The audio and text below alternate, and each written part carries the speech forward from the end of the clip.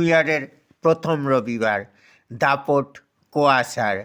মোটামুটি সব শাখায় রেল চলাচল করছে মন্থর গতিতে।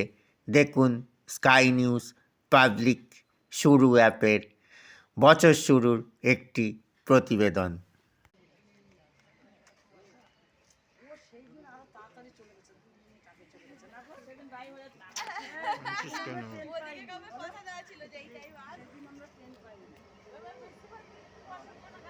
লেট করে, হ্যাঁ।